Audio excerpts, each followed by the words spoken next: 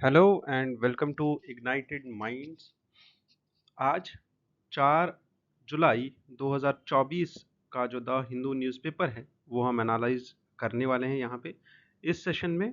जैसे कि आपको पता है we have a proper format and a proper standard जिससे हम इस पूरे सेशन को डिस्कस करते हैं। इट स्टार्ट्स विद कि न्यूज़ ऑफ द डे क्या है, 5-6 न्यूज़ है जो इम्पॉर्टेंट है पूरे पेपर में से जो हमें डिस्कस करनी है, and that is how we get to know कि न्यूज़पेपर को 1 घंटे में ख़त्म कैसे करेंगे with the background and with all the nuances which are attached to it.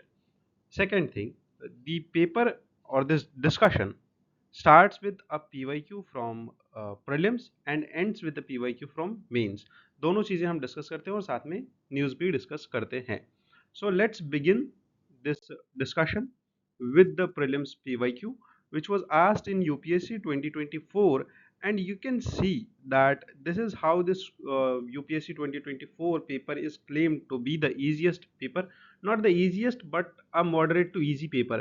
Although the people who started to claim it the easiest paper ever, the cutoff will be 105, they all had to repent back and then say sorry about their comments. This paper was not easy. This question may seem easy. This question, whosoever sought to it, whosoever attempted it, thought कि parts ही तो पूछा है, municipalities किस part में है, emergency किस part में है, कॉन्स्टिट्यूशन के, एंड देन अमेंडमेंट प्रोसेस किस पार्ट में है, ठीक है। बट जितनी मेरी बात हुई है स्टूडेंट से after the prelims, majority of them got this question wrong. क्यों? Because there are 3 facts asked, and जब आप एग्जाम सेंटर में बैठते हो तो देर इज अ टेंडेंसी दैट आपको कहीं ना कहीं एम्बिग्यूटी आएगी अपनी ही नॉलेज पे कि शायद ठीक है शायद गलत है, शायद ठीक है शायद गलत है। तो maximum of the students they mark 2 of them correct and 1 of them wrong.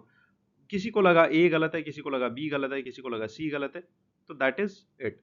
But the answer to this question was that all the 3 statements are correct. Municipalities were given to the constitution, they were added to the constitution into the part 9A, and this is the explanation to this uh, question.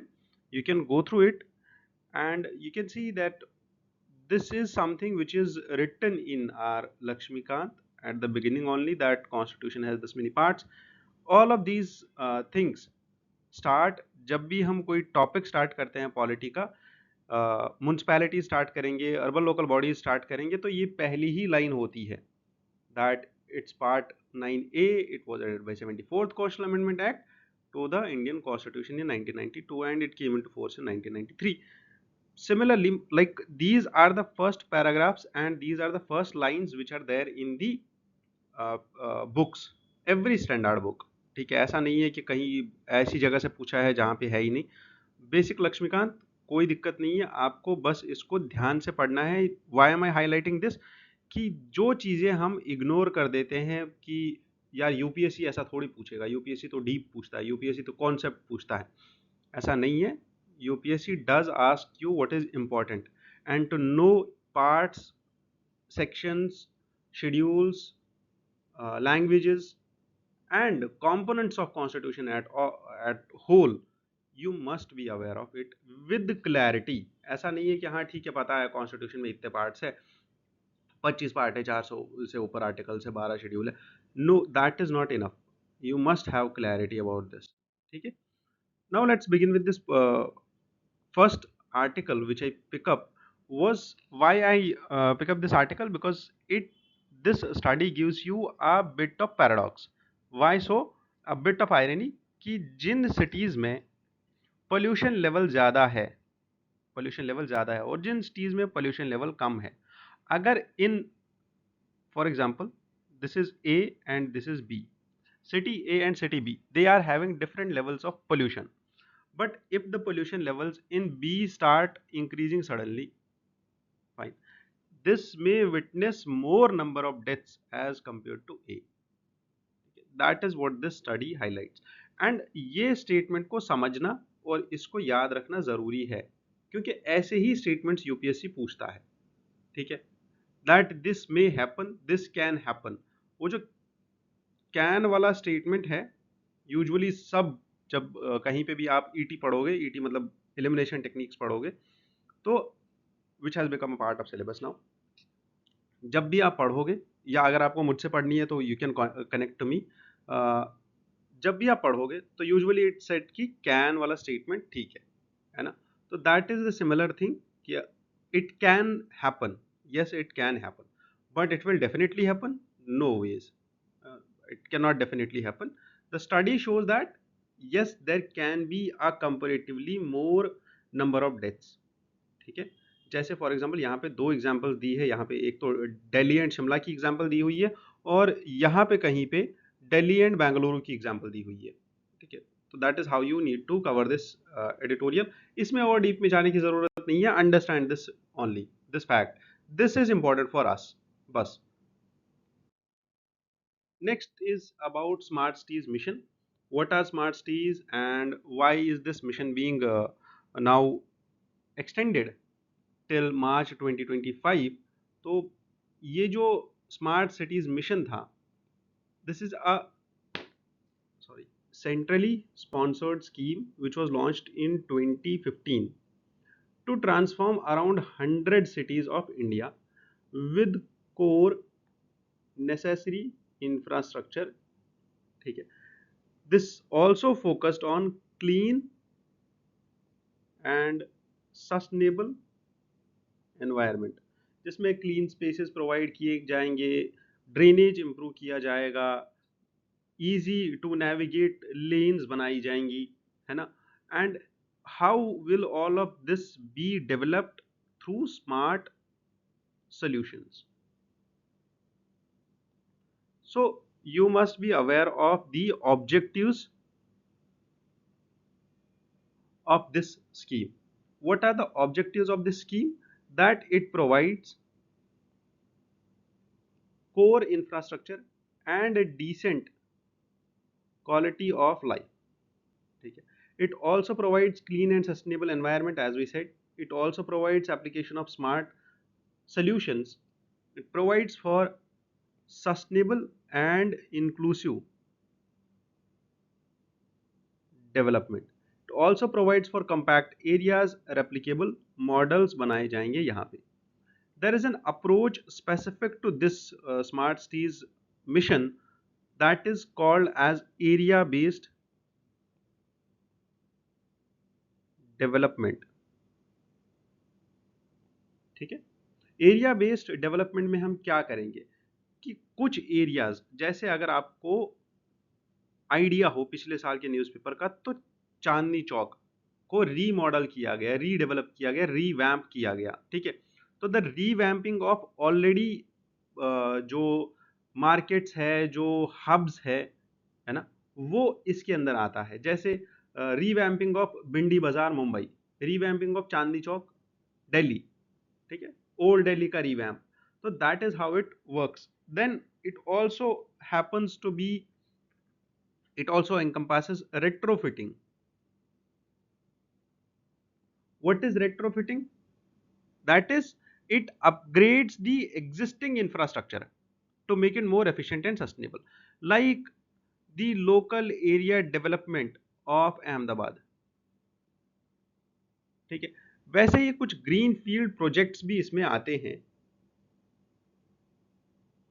Green field project मतलब जो बिल्कुल start से ही नए से करा जाएगा, ठीक है? It's not brownfield projects are these revamping and refurbishing and retrofitting. Greenfield projects are new towns. Like there is a new town, Kolkata. There is Gift City in Gujarat, which we are developing. There is Naya Raipur, which was developed under this mission. This mission is very important to the government of to the current government, because the current government is in its third term and पहली term में उनने start किया था, अभी भी चल रहा है। This mission has got a lot of say, ठीक है? तो आपको इसको कवर करना जरूरी है, ठीक है? Go a bit more in detail once, I will go a bit more in detail once we discuss the government schemes in detail, ठीक है? वो जो वीडियो आएगा गवर्नमेंट स्कीम्स का जो डॉक्यूमेंट आएगा हमारा, उसमें पूरा अच्छे से दिया होगा।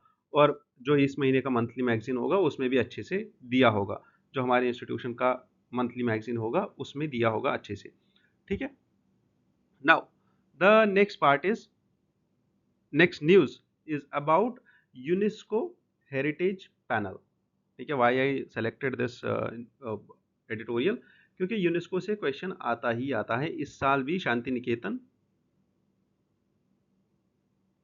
पूछा गया था, एंड यू में वंडर कि उन्होंने पूछा क्या था, ठीक है। उन्होंने पूछा था 2023 के साल में किस एक या किस और एक दो तीन चार जगहों को, प्लेसेस को, मॉन्यूमेंट्स को यूनेस्को ने वर्ल्ड हेरिटेज साइट का स्टेटस दिया।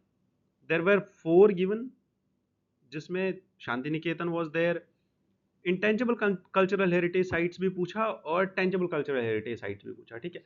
तो you should understand this thing that how much important is this, ठीक है। तो हमें इसको समझना जरूरी है, हमारे सिलेबस का पार्ट है। 2024 में क्वेश्चन आया है, तो 2025 में भी क्वेश्चन आ सकता है फ्रॉम यूनेस्को, ठीक है। Now what is this world heritage committee और what is this heritage panel session? This session जो इंडिया ने होस्ट किया या इंडिया होस्ट करेगा 46th this session. What is this session about? This is the first time that India will be hosting such session, ठीक है। This will be a focal point for global discussion on preserving the culture and heritage. What is this World Heritage Committee? This committee was established under the Convention for Protection of World Cultural and Natural Heritage, ठीक है। This was adopted by General Conference of UNESCO in 1972. Remember this thing, ठीक है। Now this World Heritage Committee जो है इसके 21 state partners है, ठीक है। They are the parties to this convention. Where then party this convention? According to the World Heritage Committee, there will be a term of office for 6 years। जो भी इसके members होते हैं उनके 6 साल की टर्म होती है, 6 साल तक वो मेंबर रहते हैं। And India is a part, India is a member. India member है या नहीं ये भी यूपीएससी पूछता है कि इन ऑर्गेनाइजेशंस में किस किस का इंडिया मेंबर है, किस किस का इंडिया मेंबर नहीं है, ठीक है। Remember these things, these are the new tricks and new patterns of UPSC developing its questions. Responsibilities, what are the responsibilities of this world heritage committee? ये क्या करेगी काम? ये इम्प्लीमेंट करेगी, क्या इम्प्लीमेंट करेगी? वर्ल्ड हेरिटेज फंड को ये इम्प्लीमेंट करेगी और उसको एडमिनिस्टर करेगी। उस फंड से फाइनेंशियल असिस्टेंस देगी उन सिटीज को, उन कंट्रीज को जो इसके मेंबर्स होंगे या जहां पे कल्चरल हेरिटेज को प्रिजर्व करना होगा, ठीक है। Then this also monitors the conservation efforts by various nations. अब यूनेस्को क्या है? यूनेस्को यूनाइटेड नेशंस का एक स्पेशलाइज्ड एजेंसी है which was established found in 1945, ठीक है। एंड ये यूएन की एक स्पेशलाइज्ड एजेंसी है, ठीक है। 1945 को बनाई गई थी। इसका एम क्या है?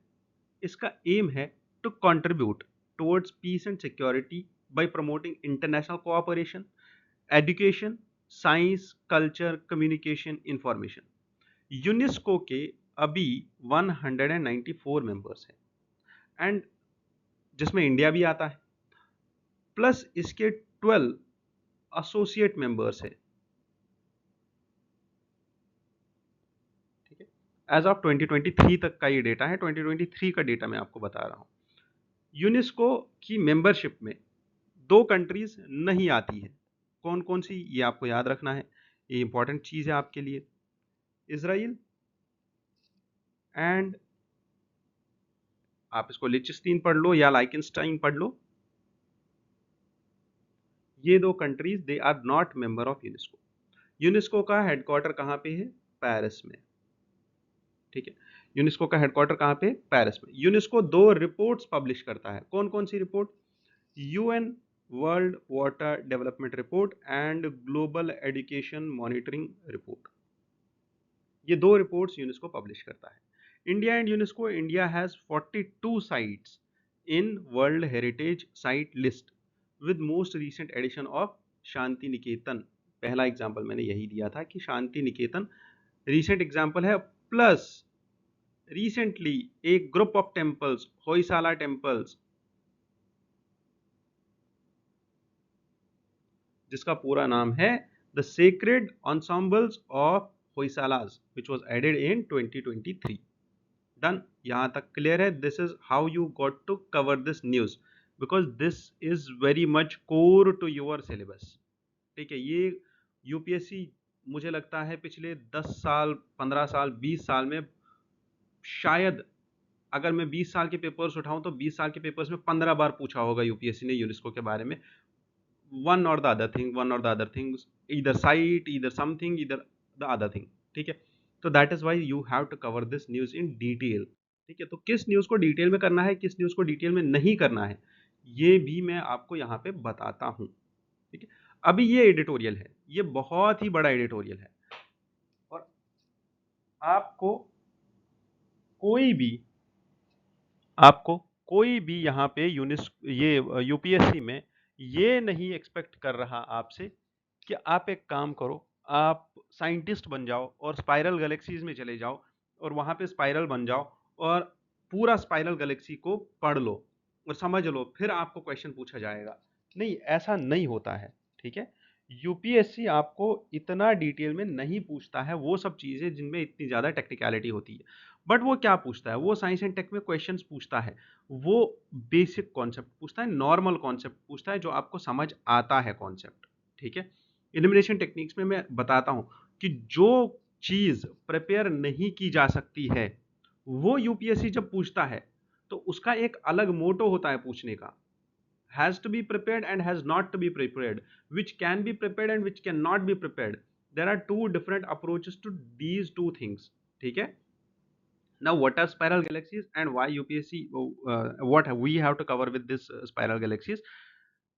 Scientists recently have conducted a study which challenges our previous beliefs, that the beliefs the previous belief was that spiral galaxies were formed about 6 billion years ago।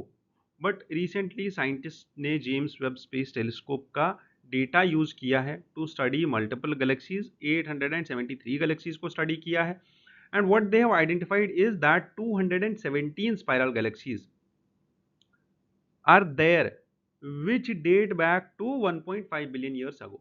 it means कि spiral galaxies 6 billion years ago ही नहीं बन गई थी, वो अभी recently भी बनी है, 1.5 बिलियन ईयर्स अगो भी बनी है, after the 1.5 billion years after the universe's birth. ठीक है, the point is this study found that between 3 billion and 7 billion years after Big Bang, the fraction of spiral galaxies increased from about 8% to 48%, higher than the previous estimates of 5 to 30%। ठीक है, so the point is ये सब data हमें याद नहीं रखना है कि कितना इंक्रीज हुआ स्पाइरल गैलेक्सीज, कितनी कम हुई, किस टाइम पीरियड में कम हुई, किस टाइम पीरियड में ज्यादा हुई। But what we need to understand and what we need to remember from this, या what we need to keep in our notes. ठीक है, वन इज स्पाइरल गैलेक्सीज। ठीक है, spiral galaxy is the shape of the galaxy, bas that's it। the findings require reevaluation। the discovery suggests that spiral galaxies formed earlier and were more abundant in the early universe than previously thought। bas this is what we need to consider, that's it। यही एक line है जो हमें समझनी है, that now how will this help? This will help in understanding the formation of stars, the potential of earth like planets to form, and this will also help scientists to re-examine existing observational data and theoretical studies, which is something which scientists have to do with that। हमें नहीं करना है, हमें, आपके लिए task है कि आप जेम्स वेब स्पेस टेलीस्कोप को अच्छे से पढ़ो, बस that's it. What are its missions, अभी ये कहाँ पे है, ये स्पेस को छोड़ चुका है, इवेंट हॉरिजन के पार चला गया है, अभी कहाँ है, कितनी गैलेक्सीज को ट्रेवर्स कर चुका है, गैलेक्सीज को स्टडी कर रहा है, तो किसका मिशन है, नासा का मिशन है, नासा ने कब लॉन्च किया था, that's all what you have to cover, ये आपका होमवर्क रहेगा। ठीक है, तो we are moving to next editorial, ताकि आपके लिए इजी हो जाए। मैं ये एडिटोरियल्स क्यों इतनी शॉर्ट में डिस्कस कर रहा हूँ, बिकॉज आपके लिए इसमें इतना ही इंपॉर्टेंट है प्रीलिम्स पर्सपेक्टिव से। ठीक है, आज की न्यूज़ में मैं नहीं चाहता जो ये बहुत ही बड़े एक पेज के एडिटोरियल्स आते हैं, आप उसमें एक एक घंटा लगा दो, नॉट रिक्वायर्ड। ठीक है, बट आप सेम टाइम पे ये भी मत करो कि आप उस एडिटोरियल को पढ़ो ही मत। ठीक है, मेरा वीडियो या हमारे चैनल पे जो वीडियो आता है ये इसीलिए लेट आता है क्योंकि there is a proper analysis. ठीक है, there is a proper team जो इस पूरे चीज़ को पढ़ती है, उसके बाद समझती है और उसके बाद आपको बोलती है कि इसमें बस 2 ही पॉइंट इंपॉर्टेंट थे पूरे एडिटोरियल में, चाहे वो 2000 वर्ड्स का एडिटोरियल क्यों ना हो। ठीक है, तो that is why the video comes late. ठीक है, next editorial talks about the critical issues which are associated to clinical trials। clinical trials अगर आपको समझ आता है तो इट्स सिंपल कि जब कोई दवा बनती है, कोई वैक्सीन बनती है, उससे पहले हम ट्रायल्स करते हैं। आपने ये वर्ड बहुत बार सुना होगा कोविड के टाइम पे या वैक्सीन्स के टाइम पे, जब वैक्सीन्स आ रही थी या मेडिसिन आ रही थी, फेविपिराविर आ रही थी, बहुत सारी मेडिसिन आ रही थी, उन सब की क्लिनिकल ट्रायल्स होती है। जो भी मेडिसिन बनती है, कोई वैक्सीन बनती है, उसकी क्लिनिकल ट्रायल होती है, देन ह्यूमन ट्रायल होती है। But the issue with respect to us is कि हमें ये पढ़ना पड़ेगा। क्यों पढ़ना पड़ेगा? Because this is a part of our syllabus in paper 4। ठीक है, एथिक्स का भी पार्ट है कि क्लिनिकल ट्रायल्स को कैसे किया जाए, साइंस एंड टेक का भी पार्ट है। ठीक है, कि कैसे किया जाता है, गवर्नेंस का भी पार्ट है, बिकॉज गवर्नेंस भी इन्वॉल्व है यहाँ पे। ठीक है, तो प्रॉपर्टी इन गवर्नेंस, एथिक्स, तीनों चीज़ों का पार्ट है। Now the editorial highlight something that the incident which happened in Bhopal trials. ठीक है, भोपाल में क्या हुआ, देयर इज अ पर्सन जिनका नाम है राशिदा बी। ठीक है, she is a lady and she has alleged that there were serious irregularities in the Covaxin clinical trials conducted at the people's hospital in Bhopal. अब वहाँ पे हुआ क्या है, जो वल्नरेबल पीपल थे, जो गरीब लोग थे, उन पे वैक्सीन को टेस्ट किया गया। ठीक है, वाई? क्योंकि there was a issue, a less, or you can say a more vague definition of restricted use of covaxin under clinical trial mode. This was not defined properly by India's drug regulatory framework, which suggested that there were gaps in the oversight and regulation। तो ये जो clinical trials कर रहे थे doctors या research team उनकी कर रही थी कोवैक्सीन डेवलप करने वालों की, उन्होंने उस टाइम पे या उन पे उस टाइम पे जो हमारी एडमिनिस्ट्रेशन थी, उन्होंने उतना ज़्यादा शिकंजा नहीं कसा, उनको उतना ज़्यादा ऑब्जर्वेशन में नहीं रखा। ठीक है, because of the vagueness of this term, it's rightly said by Mill that wherever the law is absent और wherever there is loophole in a law, the liberty is eroded. ठीक है, where there is no law there is no liberty, we all know this, but when there is no law, when there is a loophole in law, the law will be exploited. That is the whole point of this. Now if the law is being exploited by these uh, for the matter profit oriented organizations which are capitalizing the human health, there must be regulatory framework established by the government to protect its citizens। ठीक है, although this, ये आपको शायद लग सकता है कि पता नहीं क्या साइंस बोली जा रही है यहाँ पे, क्या बोला जा रहा है। This is something which is very much critical to your ethical GS paper 4। ठीक है, ये आपको समझना पड़ेगा, आपको सुनना पड़ेगा और आपको क्वेश्चन आएगा इस पे। ठीक है, एथिक्स, एंड आपको केस स्टडी आ जाएगी इस पे that if you are posted in such COVID hit और पैंडेमिक हिट एरिया, जहाँ पे फॉर एग्जांपल जी का वायरस है, फॉर एग्जांपल वहाँ पे कोई कोविड वायरस है, and now there are clinical trials happening, and the organization which is doing the clinical trials, they are not following the code of conduct, and they are uh, exploiting the laws, they are exploiting the provisions of the law. Then what will you do? ठीक है. Next is the role of whistleblowers. Who are whistleblowers? These are those people who raise their voice. ठीक है. whistleblower एक पूरा topic आता है जिसको पढ़ाने में एक लेक्चर लग जाता है. They are those people who raise their voice against the crimes which otherwise is silently happening. ठीक है.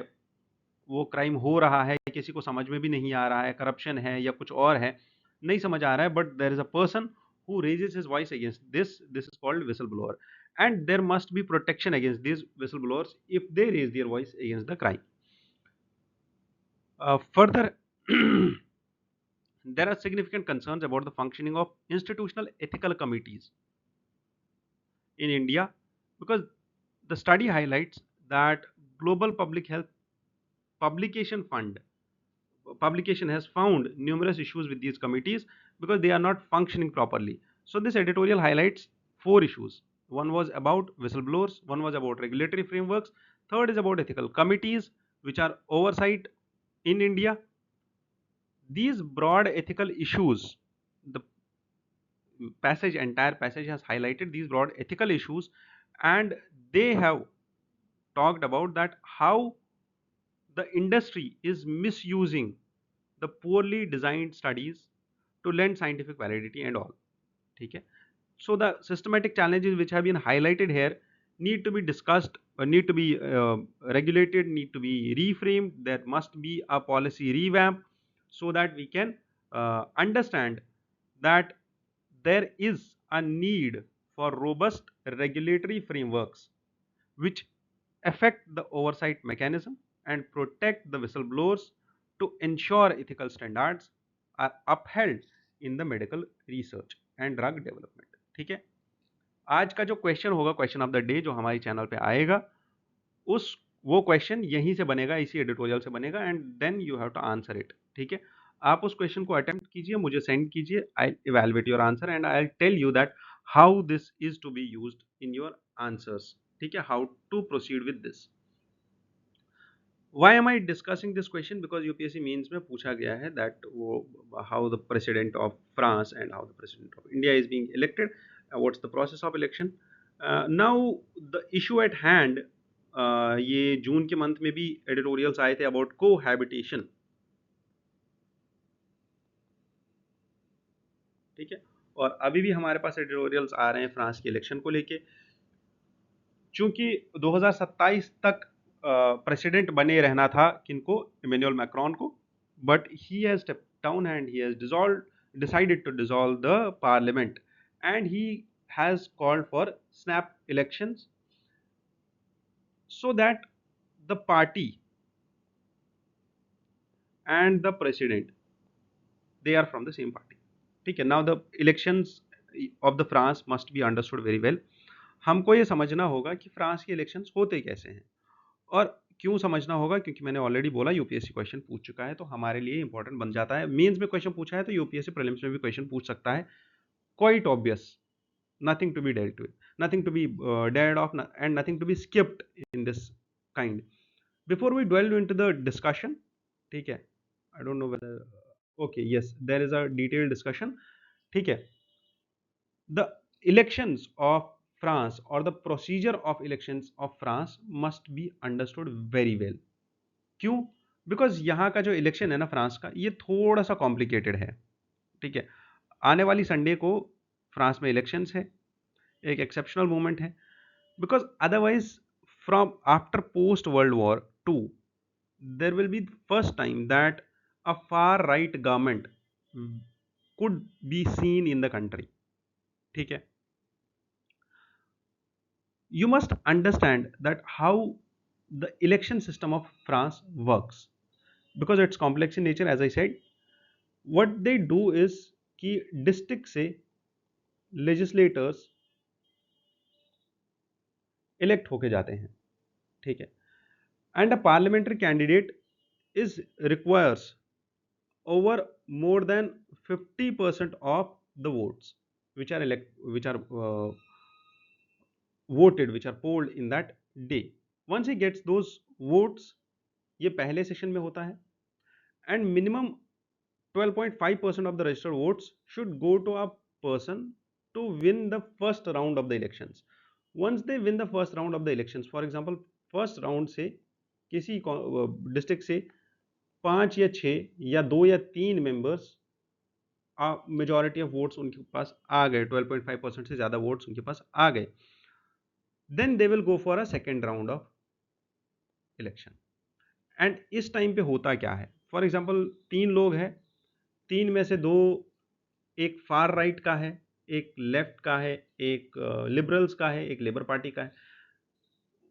2 of them or 1 of them will step back and he will support the other one. So that why this technique was used, or why this method was used, to block the far right groups winning strategies. ठीक है, तो that is how पहले round में और दूसरे round के बाद final results आते हैं कि कौन कौन जाएगा पार्लियामेंट में. ठीक है, कुछ कुछ केसेस में there are 4 people who make it to the second round, and then the one of them goes to the next round. ठीक है, there are the key party leaders which are in these elections, they are expected to unveil their strategies between the second rounds. ठीक है, between the two rounds, पहले round और दूसरे round के बाद, मतलब पहले राउंड के बाद वो अपनी स्ट्रैटेजी बताते हैं, और जिसकी वजह से सेकेंड राउंड का जो रिजल्ट है वो बहुत ही ज़्यादा बायस हो मतलब अनप्रिडिक्टेबल हो जाता है. ठीक है, so this is the broad, you can see the process of getting elected to the parliament. There was a term which was being discussed in newspapers lately in the month of June. What was it? It was cohabitation. Cohabitation term का मतलब क्या है? That if another political force than the centrist alliance gets a majority, then there will be a situation where the government would implement policies that will diverge from the president's plan, because the president and the party will be of two different parties, like the party in parliament and the president is belonging to some other party, and the party which has won to the parliament belongs to some other, is not the party which president belongs to. ठीक है, और इसी चीज को बोलते हैं cohabitation. That is they do not relate to the same political party. ठीक है, both are from two different political parties. If you talk about the modern day France Republic, you can see that there was, after World War II, there was a strategic alignment of all the parliamentary elections, that the far right groups, the far right parties, they must be kept out of the parliament. ठीक है, उनको नहीं आने देना है parliament में. But there is a new popular front which is, there are two parties now, which are two fronts which are now conducting, or which are now participating in this election. One is the far right national rally, which is also termed as RN, and all of its allies. They have been leading with 33% of the vote share. And the new popular front, which is a left wing coalition, जिसमें Macron का जो अपना party है, centrist block, वो है, और 2-4 और ये पार्टीज है जो इसमें साथ दे रही है. नॉट डीलिंग और not delving into too much into the elections, हमें जो समझना है वो ये है, एक तो इसका प्रोसीजर, और दूसरा कोहैबिटेशन. मोस्ट प्रोबेबली कोहैबिटेशन का टर्म पूछ सकता है यूपीएससी प्रीलिम्स में, एंड ये जो चीज़ है, that is the process of elections, ये शायद यूपीएससी कंपैरेटिव एनालिसिस में मेंस में पूछ सकता है. This editorial is very much relevant to UPSC के जो पीएसआईआर ऑप्शनल लेके बैठे हैं स्टूडेंट्स, उनके लिए ये बहुत ज़्यादा इंपॉर्टेंट है एडिटोरियल.